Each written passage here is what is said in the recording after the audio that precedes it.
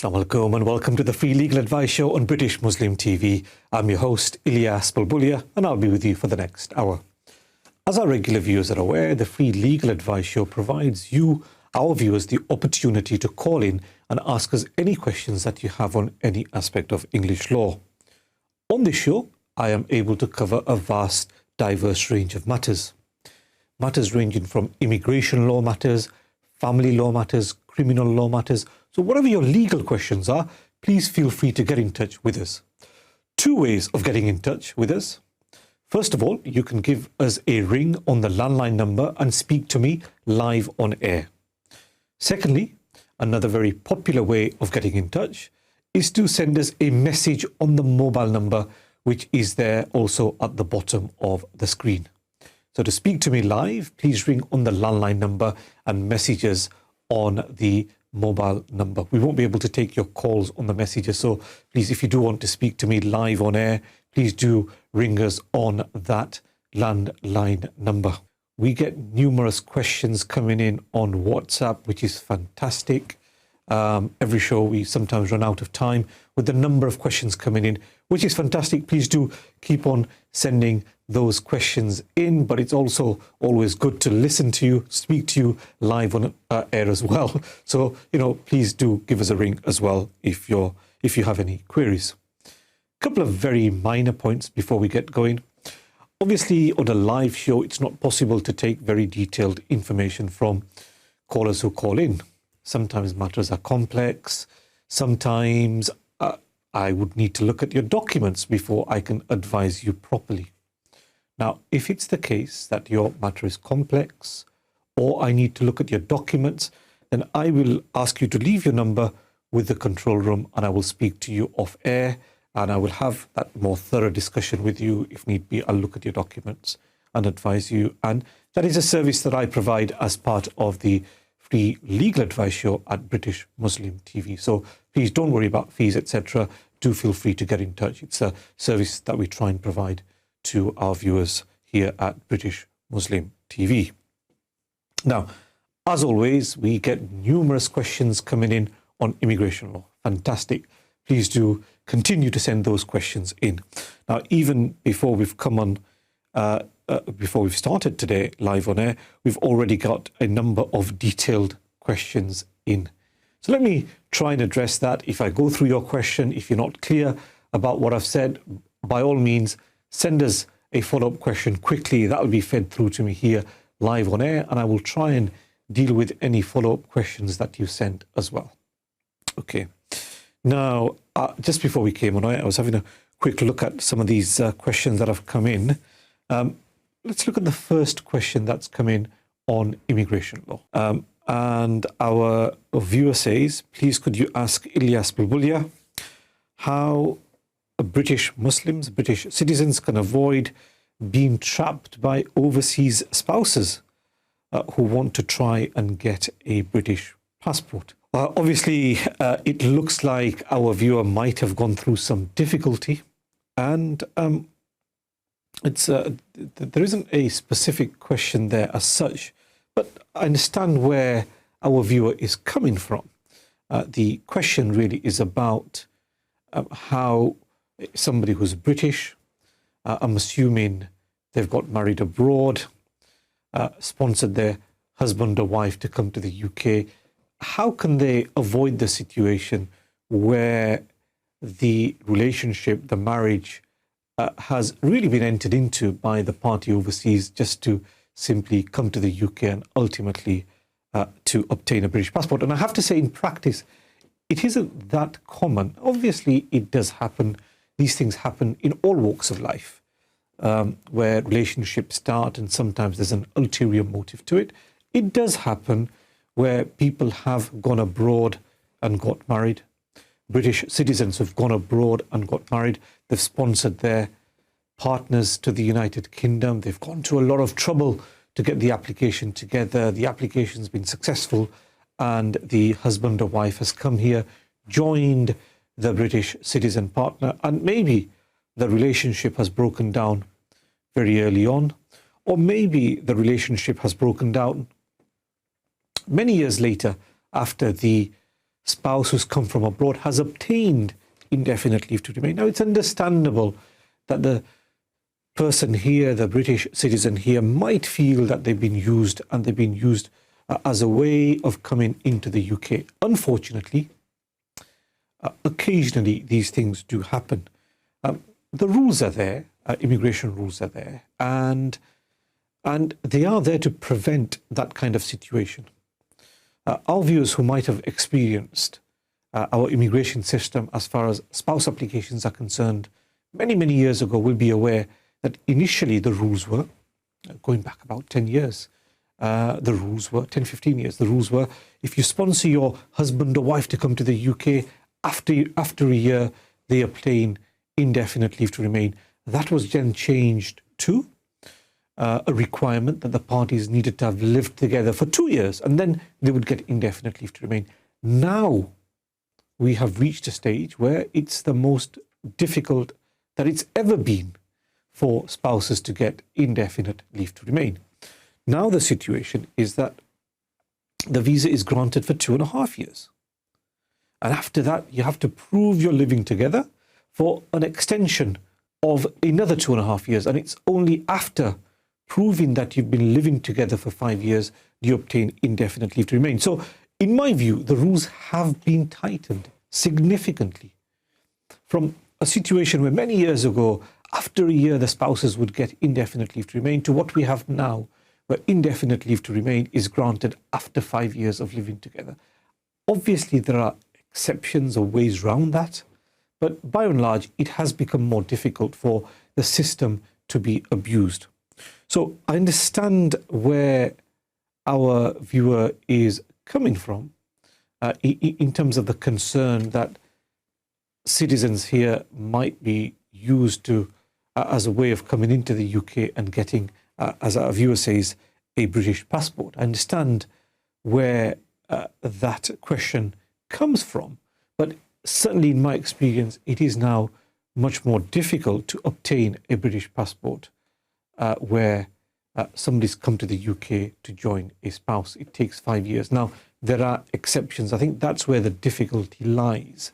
For example, if there is a child from the relationship, then even if the marriage breaks down very early on, within a couple of months of somebody coming to the UK, potentially they are able to live in the United Kingdom based on their child that may be living with them, or they may be living with the partner, but they're having access, or they are having contact with the child. And there's obviously the rules relating to domestic violence, where if maybe after a few months, few years, or whatever, during the probationary period, if there has been a problem within the relationship and the partner from abroad can prove that there has been domestic violence, then they would be eligible for indefinite leave to remain. And rightly so, the rules are there to protect people who are victims of domestic violence, and rightly so. So understandable where you're coming from, but the rules generally have been tightened. Obviously, there may be situations where spouses do abuse the system, abuse the rules.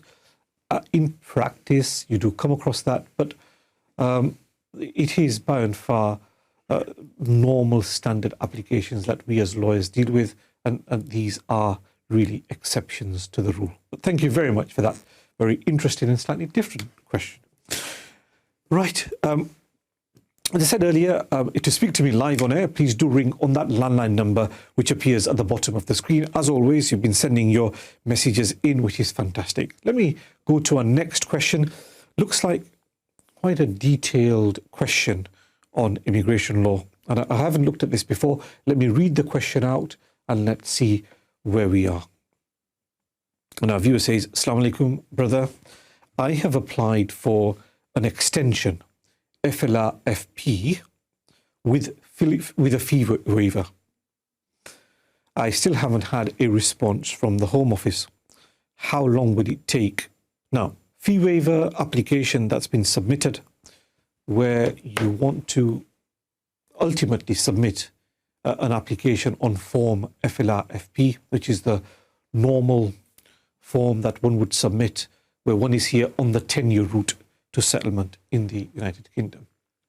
How long does a fee waiver application take? In my experience, fee waiver applications are taking about 2 months to 3 months to be decided. What you tend to find is after about 2 months, you tend to get an email with questions normally from the Home Office requesting further information as to why you've requested a fee waiver, because by that time the caseworkers assessed the documentation that you've submitted, and the caseworker may have questions about, for example, your income, your expenses. There may be questions that arise from the bank statements that you have had to submit. There may be questions that arise in relation to some of the information that you provide. So in my experience, you normally get caseworkers coming back to you within about 2 months asking for further information, and then normally within about a month or so of that date, you normally get a decision on your fee waiver application. After you get a decision on your fee waiver application, whether it's positive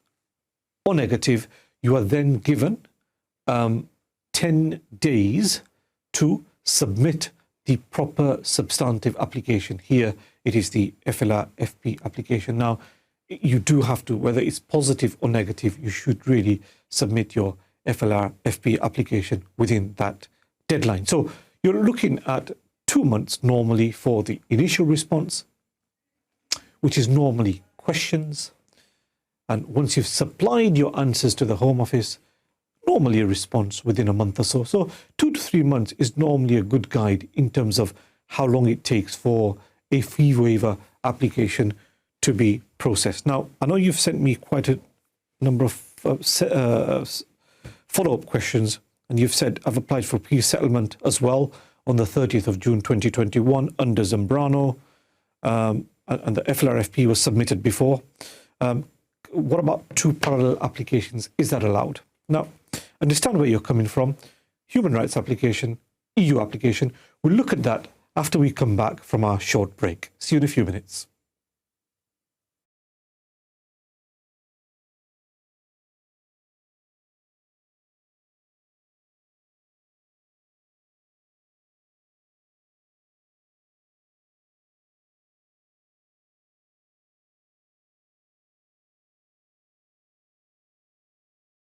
Assalamu alaikum and welcome back to the Free Legal Advice Show on British Muslim TV. I'm your host, Ilyas Bulbulia. To speak to me live on air, please ring on the landline number which appears at the bottom of the screen. And as always, as our viewers do, please do continue to send your messages in on that mobile number which also appears at the bottom of the screen. Just before the break, we had a caller who was trying to get hold of us. Let's see whether the caller is still there or not. Hello, अस्सलाम वालेकुम। जी वालेकुम सलाम जी brother, thank you for calling. भाई ये मेरा question है, मेरा भाई इधर तकरीबन 10 साल से ज्यादा अरसा उसको हो गया है जी, और उसको पिछले साल कोर्ट ने उसको वीजा दिया था, लेकिन फिर होम ऑफिस ने उस पर ऑब्जेक्शन कर दिया जी, और अभी तक वो वेट कर रहे, तकरीबन 1 साल से ज्यादा हो गया, तकरीबन 1 साल से भी ज्यादा हो, लेकिन उसका अभी तक कुछ पता नहीं चला कि क्या कर रहे क्या नहीं कर रहे। जी, उसका जो कोर्ट में गया था, वो कोर्ट में वो केस जीत गया था। हाँ जी, कोर्ट में जीत गया था। तो उसका सिचुएशन क्या है, उसका बैकग्राउंड क्या है, उसका सर्कमस्टेंस? उसका बैकग्राउंड यही है कि वो हम अफगानिस्तान से असाइलम सीकर है और 10 साल से ज्यादा अरसा हुआ है उसको तकरीबन। जी, ओके ओके। और यूके में उसके 10 साल हो गए। तो वो कोर्ट में जो केस जीत गए थे ना, वो असाइलम का केस था जो जीत गए थे। तो वो केस जो जीत गए, तो वो मतलब human right and private life पे उसको वीजा जज ने दिया था। ओके, ऑलराइट, ठीक है। फिर क्या हुआ? होम ऑफिस ने दोबारा अपील किया उसके अगेंस्ट? क्या हुआ? हाँ, दोबारा अपील किया उसकी डिसीजन। ओके, तो फिर दोबारा जो अपील करते हैं तो वो अपर ट्राइब्यूनल में केस जाता है ना, तो अपर ट्राइब्यूनल में हियरिंग आई या नहीं आई अभी तक?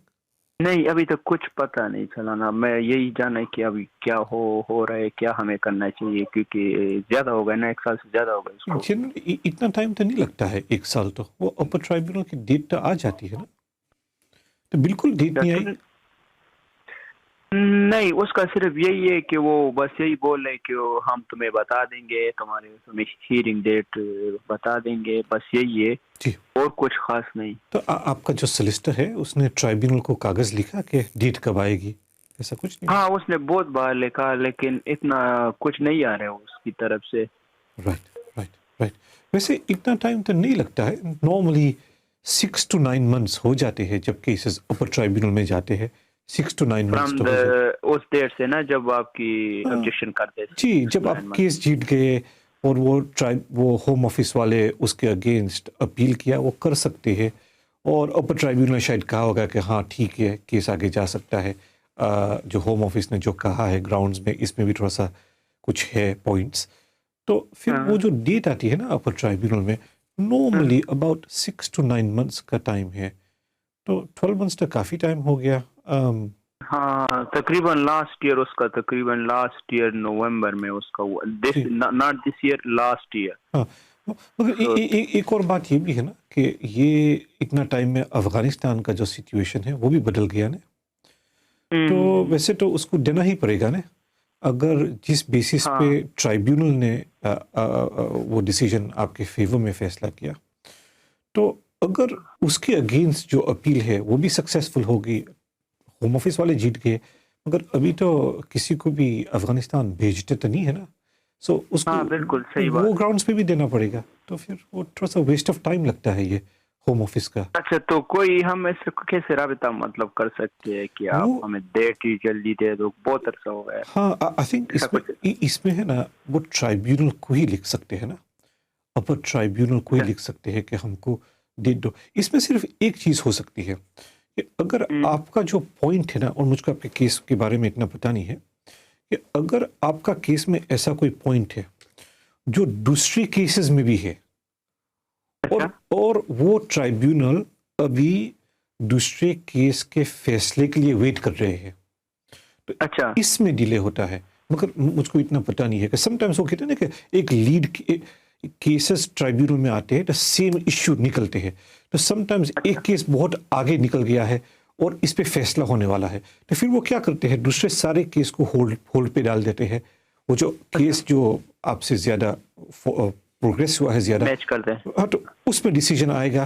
پھر یہ سب کیسز میں ڈیسیجن آتے ہیں. آئی ڈونٹ نو کہ یہ آپ کا کیس میں یہ سیم ہے یا نہیں.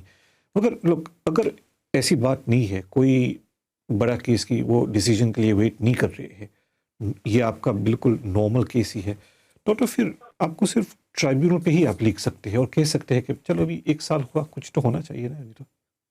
کیونکہ یہ جو کووڈ ہوا تھا نا تب بھی اپر ٹرائبیونل تو اس کے جو کیسز تھے وہ تو کرتے تھے. ہمارے بھی کیسز چل رہے ہیں اپر ٹرائبیونل میں, وہ ویڈیو لنک سے جو بھی ہے وہ تو کیسز تو چل رہے ہیں.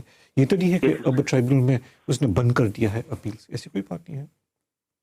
اچھا تو ہم اس کو مطلب جتنا ہو سکے لکھ دے, تو اسے وکیل کو کہنا پڑے گا کہ آپ اپر ٹرائبیونل پہ لکھتے رہو کہ کب ہماری ڈیٹ آئے گی, کیا ہو رہا ہے. اگر نارمل آپ کا کیس ہے تو پھر اس کو تھوڑا سا پش کرنا پڑے گا, تو انشاءاللہ ڈیٹ آ جائے گی. نارملی سال تو نہیں ہونا چاہیے, مگر چلو آپ پش کرو صرف. جی thank you. One more question please. اگر آپ کا بی آر پی لیٹ ہو رہا ہے یا آپ کا تھوڑا ٹائم لگ رہا ہے, تو آپ کو کوئی ای میل آپ کو اس کے لیے خاص ای میل ہوتے ہیں ہوم آفس کا, یا کسی بی آر پی کا بہت پرابلم ہے اس میں. رائٹ, ایک تو اگر اپیل جیت گئے, رائٹ, آپ کس کی بات کرتے ہیں جب اپیل جیت جاتے ہیں؟ بی آر پی پہ آیا ہوں. جی, جب اپیل جیت جاتے ہیں اس کے بعد بی آر پی کارڈ. ہاں اس کے ہاں یہی کی بات کرو. اگر آپ کا فنگر پرنٹ ہو گیا ہو اور بی آر پی کے لیے آپ ویٹ کر رہے ہو, تو اس میں ایک ای میل ایڈریس ہے اس کی, پوسٹ ڈیسیجنز ٹیم کا ایک ای میل ایڈریس ہے. سو ایک اس کا, وہ مجھے کدھر سے ملے گا پلیز؟ آپ ایسے کرو, اگر آپ کا نمبر کنٹرول روم سے چھوڑ جاتے ہیں نا, تو میں آپ کو وہ ای میل ایڈریس بھیج دوں گا. یا تو آپ مجھ کو آپ ای میل بھیج دیں. آپ اگر انٹرنیٹ پہ جائیں گے میرا ای میل مل جائے گا, تو میں آپ کو وہ پوسٹ ڈیسیجنز ٹیم کا ای میل ایڈریس بھیج دوں گا. کیونکہ یہ ہوتا ہے نا کہ جب کیس جیت جاتے ہیں نا, تو میں صحیح ہے, وہ نمبر پہ جو آپ کا نمبر ہے جس پہ آپ کو سوالات ہے, اس نمبر پہ اپنا ٹھیک ہے, آپ کا نمبر یا ای میل ایڈریس بھیج دو. میں آپ کو پوسٹ ڈیسیجنز ٹیم کا ای میل ایڈریس دے دوں گا. کیونکہ ایک ڈپارٹمنٹ ہے ہوم آفس میں جس کا کام ہے وہ ویزا ایشو کرنا. یہ بی آر پی کا سب کچھ ای میل, یہ جب کیس جیت جاتے ہیں نا, تو پھر نیکسٹ جو ہوتا ہے نا پوسٹ ڈیسیجنز ٹیم, वो लोग फिर उसका प्रोसेसिंग करते हैं. सो ट्राइब्यूनल भी कुछ नहीं करते, इनिशियल केस वर्कर्स है वो भी कुछ नहीं करते, होम ऑफिस के जो प्रेजेंटिंग ऑफिसर्स है उसका भी काम नहीं है, एक सेपरेट डिपार्टमेंट है जो इसको सॉर्ट आउट करते हैं. पब्लिक इंक्वायरी, होम ऑफिस का जो पब्लिक इंक्वायरी, नहीं पब्लिक इंक्वायरीज नहीं, पोस्ट डिसीजंस का उसको पोस्ट डिसीजंस का एक ईमेल एड्रेस है, तो आप उससे ईमेल कर सकते हैं. अच्छा, तो सही है, मैं उस नंबर पे अपना ईमेल अभी भेज दूंगा आपको जिस पे आपको सवाल आते हैं. जी आप ट्राई करो, इसमें ट्राई करने में कोई there's नो प्रॉब्लम है. मैं आपको कल ढूंढ के आपको ईमेल कर दूंगा. सही है, मुझे बस गूगल में मैं ट्राई कर लूँ. जी नहीं, वो शायद आपको गूगल पे नहीं मिलेगा. मुझको आपका नंबर आप टेक्स्ट कर देते हैं या ईमेल एड्रेस आप टेक्स्ट कर दो, मैं आपको कल अभी ईमेल एड्रेस सेंड कर दूंगा और फिर मैं कल. फिर आप सिर्फ यही कर सकते हैं जी, तो आपको सिर्फ उसको ईमेल कर सकते हैं और फिर देखो क्या होता है. जी सही है, थैंक यू. ठीक है ना, चलो thank you very much. Okay, अल्लाह हाफिज़. Thank you very much for that call. A couple of different questions there posed by our viewer. First question relating to a case, an asylum case, which went before the Immigration Tribunal, first year tribunal, which was successful.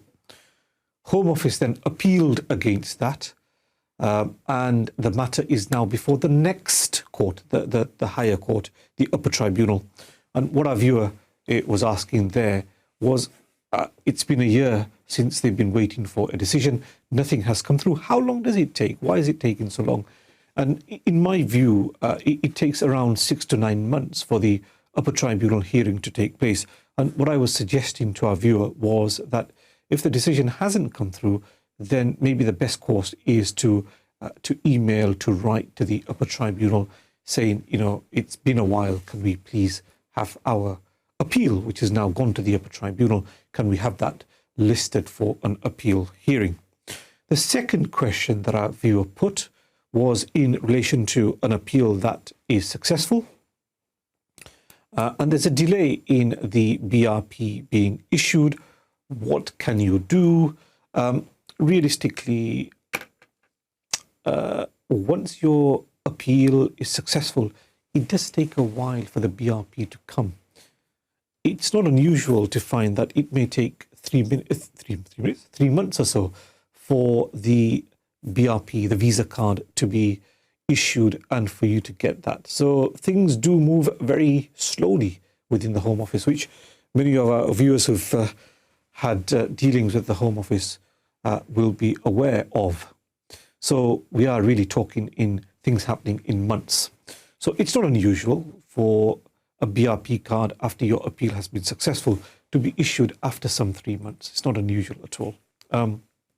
But as I was saying to our viewer, that if you need to, or if you want to chase the Home Office up, there is an email address that you can email them on.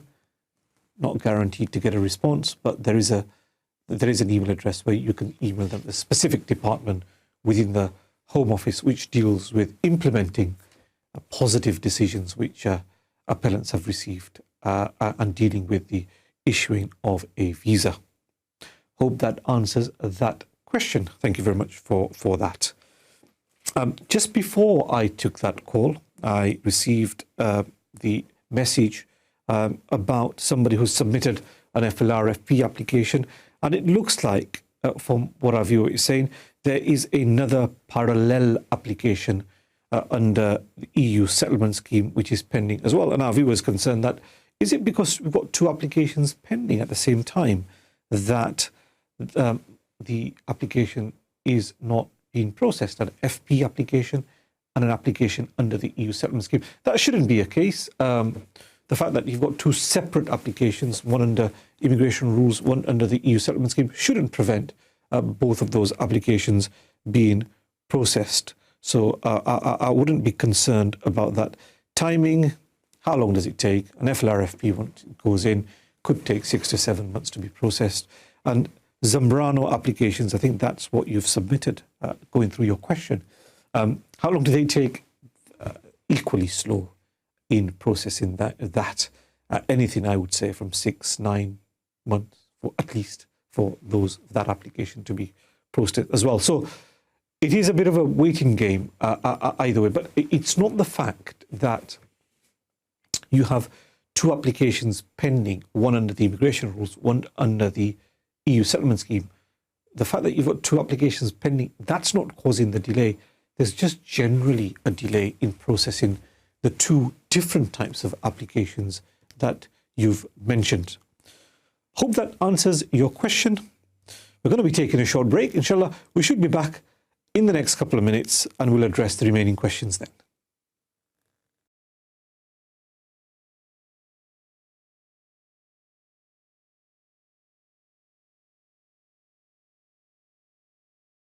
Assalamu alaikum and welcome back to the Free Legal Advice Show on British Muslim TV. I'm your host, Ilyas Bulbulia. To speak to me live on air, please ring on the landline number which appears at the bottom of the screen. And to send us a message, you can do that on the WhatsApp number, which is also there at the bottom of the screen. And we get numerous questions coming in on every show, which is fantastic. So two options to speak to us live. Please ring on the landline number and the mobile number to send us a message in.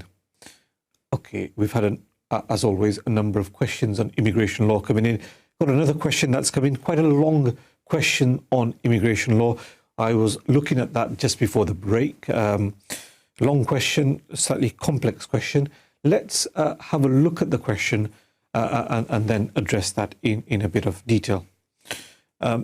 Our viewer says, Assalamu alaikum. I'm a single dad of 7 years, single dad of my 7-year-old daughter, who is a British citizen.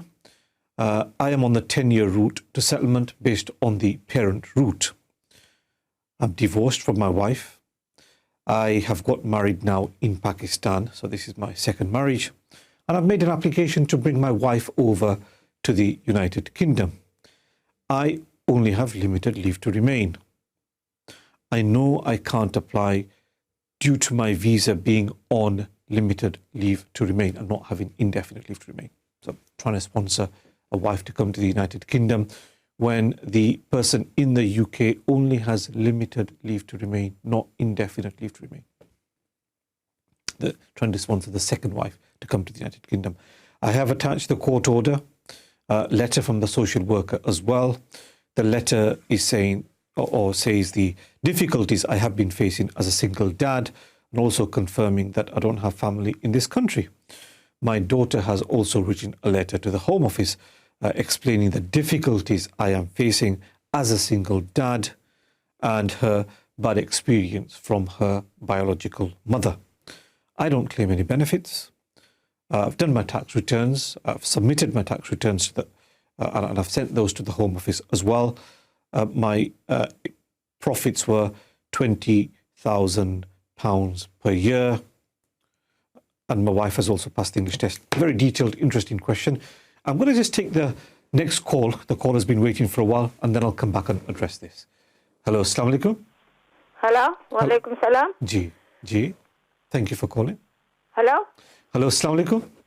Wa alaikum salam. Ji. I want to ask a question that if somebody have a difficulty to go and get married over there, okay, can bring the fiancé here and the marriage will take place here. Okay. Is that possible? It is possible. Now, the issue is you have to prove that both of them that have actually physically I can't hear you properly. Can you speak a little louder, please? Yeah.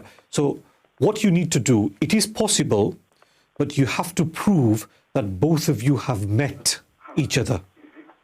So you must have met each other. That's the requirement. We have to prove that the fiancé is genuine. No. Not that they have both met. They have seen each other physically. The line is not very good. Can you try and make it better? I don't know whether the reception is bad. I can't hear it, Okay. Because my ears are bad as well as... Okay, I understand. I don't know whether if you move away from your TV, whether that makes it any... The TV is mute. Okay, all right. Maybe if you move slightly away from there. I'll try and explain in a bit of detail. Now, if you're having difficulty in hearing what I've said, you could always go onto our Facebook page and the show will be there anyway. So you'll be able to look at the question that I'm answering. So what I'm saying is this, that a fiancé visa is possible. That's not a problem. what you have to do is to demonstrate that both parties, the person in the UK and the person abroad, they've actually met each other, not just online. They've actually met each other. They've seen each other. Yes. You have to prove that. So, Yeah, of course. so if they've got photographs together, there's stamps in the passport. Like an engagement and so. Yes. If you can prove that they have met. Before you finish, I forget quickly as well. What my mind is, like you said, to get engaged and have the photos and stuff. Because when you go from here, you take a short time holiday from work, you know what I mean, time from work. And everything cannot take place except, within that time, engagement and so on. I understand, yeah. Is that what you're talking about? Yeah, so just photographs. It doesn't even have to be an engagement. We're just proving that they've met. Photograph that they met. Maybe they've gone to a restaurant. Maybe they've gone out with family. Just some photographs together. That's all you really need. Right. And what about the English test? Right. So then, all the other requirements, they still have to be met. So the person abroad still has to do the English test, the TB medical test. Spoken test or reading, writing test. It's just speaking and listening, not reading or writing, just speaking and listening test. I can't hear that. Okay, I'll try and repeat it again. In terms of the English test, it's only the speaking and listening test, not reading or writing. Right. Can I ask you something? Sure. Can you repeat that question on the TV and I will hear it better? Yeah, that's fine. Absolutely fine. I'll go through it now. After our call finishes, I'll go through. After you finish with somebody else, you'll I will do. I'll do that now. Okay? Thank you so much. Thank you very much. Thank you very much. Thank you very much. No problem at all. My pleasure. Thank you very much. So, for the benefit of the lady who called in, interesting question. And it's a relevant question nowadays because people are finding it very difficult to go abroad to get married. So they might have been once, they might have seen their prospective partner, they might have photographed together, but in terms of going back again, in the current climate with the pandemic and the difficulties with traveling, it's difficult to go and get married. So it is possible to make an application for a fiancé visa. You have to prove that both parties have actually physically met. So you can't say, oh, we've seen each other on the iPhone, on the iPad, FaceTime. That doesn't work. You have to prove that you've both met. And the way you do that is really to show photographs together and entry-exit stamps saying you were in the country where the prospective partner lives. So that's how you normally prove that the parties have met. So in principle, absolutely fine. You can make a spouse application. You can make a fiancé application. No problem at all with that. Now, what's the fundamental difference? Obviously, with a fiancé application, when you put your application together, there won't be a marriage certificate because the intention is to come to the UK and get married in the United Kingdom. So that visa that is granted, the fiancé visa that is granted, is for a 6-month duration. And then once the partner comes to the UK, you would need to register the marriage in the United Kingdom. Then from within the United Kingdom, you extend the visa for another 2.5 years, a proper spouse partner visa from within the United Kingdom. But in terms of the other requirements that have to be met, they are identical to the requirements which have to be met for a normal spouse visa. So in terms of preparing the application, what does the person who's abroad, what do they have to do? They will need to pass the English test. They will need to pass the TB test. There are some exceptions, obviously, to that, depending on which country you're coming from, depending on your age, whether you've got a degree qualification, etc. or not. But generally speaking, there is a requirement to pass the English test. So from abroad, the fiancé would have to do the English test, would have to get a TB certificate as well. So that bit they have to do from abroad. Obviously, there's no marriage certificate to submit because this is a fiancé application. From the United Kingdom, you know, the standard documents that you have to submit, you still have to do that. So what's the main requirement that you would be looking at fulfilling from the United Kingdom? Finances. In a standard case where you have to show an income of £18,600, let's say the person is, the sponsor in the UK is working, the normal rules apply. Standard 6 months wage slip, 6 months bank statements. That's a generality there. There are exceptions. There are different ways of meeting the financial requirement. But the point I'm making is, even where what you're doing is making a fiancé application, the normal requirements will still apply. So the requirement as to finances will apply. There's no exception to that. Then in terms of showing that there is sufficient accommodation available for the fiancé who's coming to the UK, again, that requirement will also apply. So there's no flexibility there. That applies as well. And in terms of demonstrating that the relationship genuine, you might have photographs together, you might have a bit of call history together. I mean, normally the Home Office says you shouldn't submit evidence of call history, evidence of messages, but I think on a fiancé application, it is better to submit evidence of call history and evidence of exchanging messages as well. You're better off doing that. So the normal requirements in terms of income, in terms of accommodation, in terms of genuineness of the relationship, those requirements still have to be fulfilled. So in principle, fiancé applications are absolutely fine to do. Specific rules are there which set out what the requirements are. The only other thing that I would mention before I leave this topic is to say that try and contact the local registry office to try and get a date for the giving notice to marry. Try and get that scheduled in. Your local registry office might come back and say, here's the date when notice will take place. Or they might come back and say, look, you know what, let your partner come here and then notice will take place. But try and do that. That shows an intention that when your fiancé comes here, you will register your marriage here in the United Kingdom. So hope that answers that question. If you're not sure, please do feel free to get back in touch with us and I will deal with any concerns that you have. Taking a short break, we'll be back in the next couple of minutes.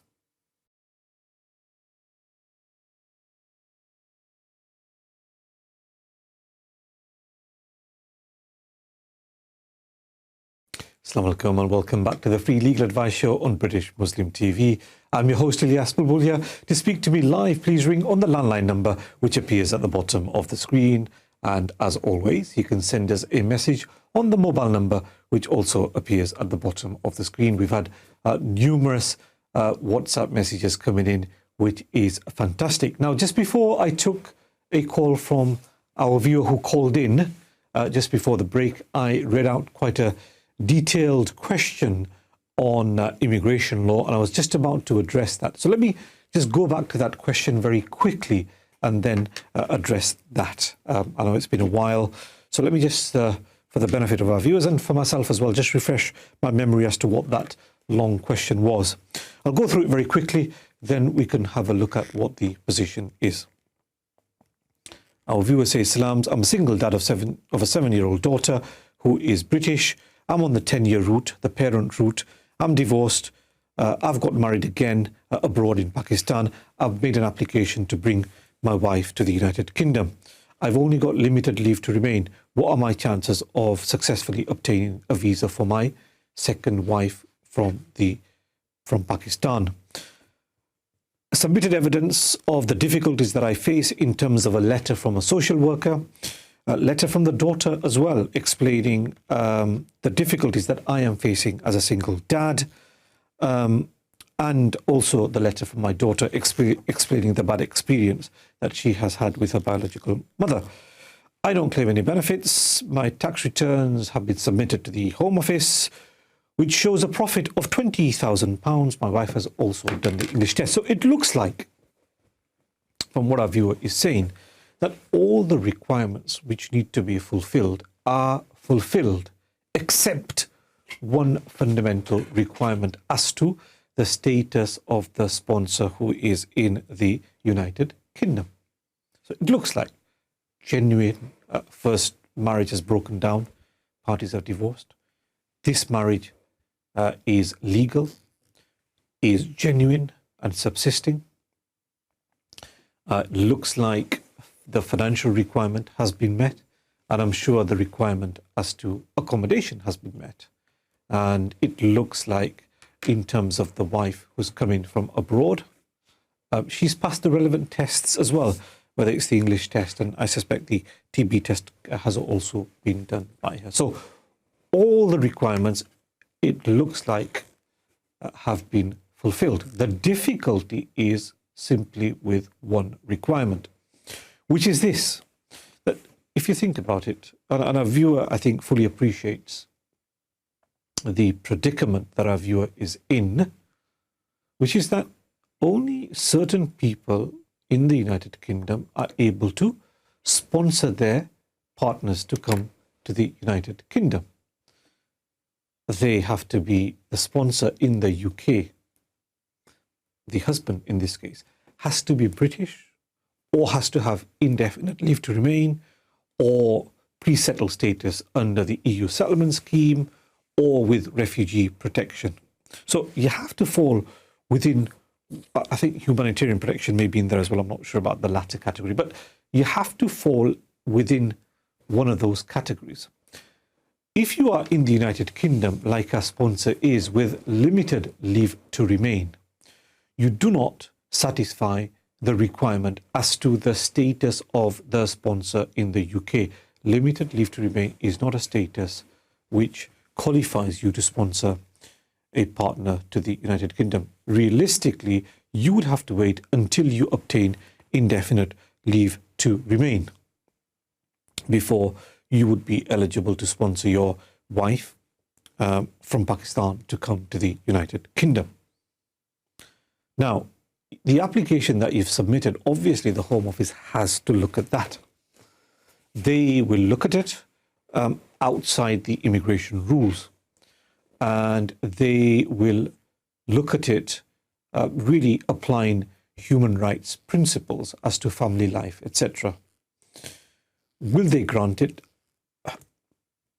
Obviously, the Home Office has a discretion to grant it outside the immigration rules, but it is difficult to see how this application would succeed. I sincerely hope that it does succeed. In my experience, the Home Office takes a very black and white approach to these things. Are you within the rules or not? And when it comes to asking the Home Office to consider the application outside the rules on human rights grounds, on the basis that the circumstances are exceptional, in my experience, it's difficult to persuade a Home Office to grant a visa outside the rules. So I do wish you all the best, and I hope that your application is successful. But it may be a bit of an uphill struggle, unfortunately. Hope that answers that question. Another question that's come in from our viewer. Again, looks like a spouse application. We've had a number of questions that have come in today about spouse applications. Our viewer says, Assalamu alaikum. My sister has 3 children in Pakistan, the 3 sons in Pakistan. The oldest is 8 years old in Pakistan. The other 2 are obviously younger. Husband is a British national. What are the requirements for them to join the husband in the United Kingdom? Understand that. So, husband is a British citizen in the United Kingdom, has a wife and 3 children who are abroad. How do you sponsor them to come to the United Kingdom? Now, there is a key piece of information that we don't have here, which is relevant to the advice that I give, which is the status of the children.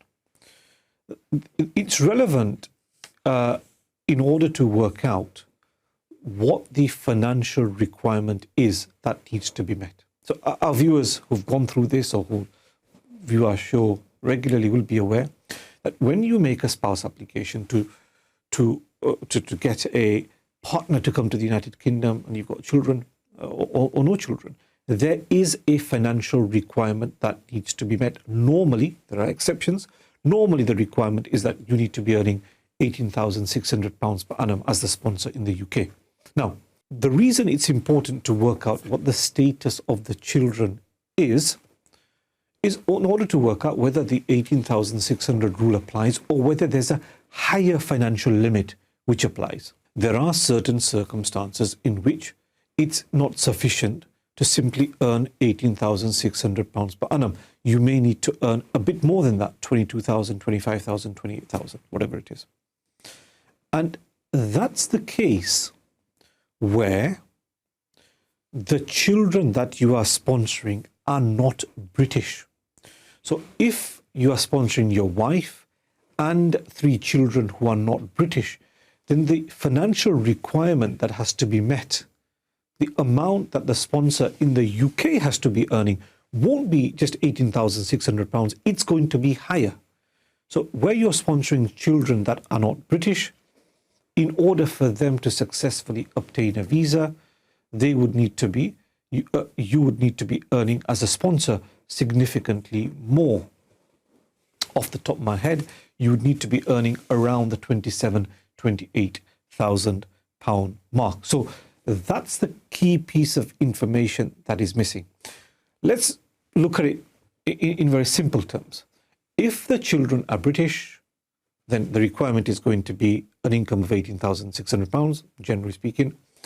If they are not British, all the 3 children are not British, then the income requirement is going to be closer to £28,000. Now, another possibility is the eldest might be British. The eldest might not be British. The others may be British because the husband in the UK might have obtained citizenship later. So the children that are born after the husband obtains citizenship would be British. So some might be British, some may not be British, in which case the requirement as to finances is going to be different. It may be a bit more than £18,600, but not £28,000, which applies, or thereabouts, which applies to a situation where all 3 children are not British. So that's the key thing that you need to look at. In terms of sponsoring the family to the United Kingdom, we've been through that on the show today in response to another question. They would all need passports. A wife would need to pass the English test. Obviously, the children don't need to pass the English test. They would all need to do the TB test, medical test. Fine. There'd be a marriage certificate which confirms that both are legally married. As far as the children are concerned, there would have to be a birth certificate confirming that they are the parents of the child who's applying, or the children who are applying. And then we move on to what I alluded to before, which is finances, which is going to be the key thing here. What is the financial requirement which needs to be met? And that is determined by looking at the status of the children. Are the children British or not? If the children are British, it's going to be much easier. If the children aren't British, it's going to be slightly more difficult and slightly more expensive. You also then look at accommodation, because now there you need to be a bit careful because the family is much bigger. So the accommodation that you have has to be sufficient to house wife and 3 children as well. So accommodation is something that you need to look at. and you need to show that the relationship is genuine and subsisting. Normally, where from the marriage there are 3 children, normally it's easier to demonstrate that the relationship is subsisting because there are 3 children from the relationship. But you'd also obviously need to show that the husband who's been here has been frequently going back to see wife and the family abroad. So in a nutshell, in general terms, it is possible. I think what you need to be careful about is the income requirement. So it is possible to sponsor the family to come to the United Kingdom. Key thing is working out the status of the children. That will determine how the application is put together. But hope that answers the question. Now, I know I've answered the question in quite general terms, and we are coming to the end of the show. So please, if you're not sure about the answer that's been provided, or you've got more information that you have, then please do send it through to me, and I will be able to address that next week on Tuesday when we come back live on air at 8 o'clock. That brings us to the end of the show. Thank you very much for all the calls and messages. Inshallah, see you next week at the same time.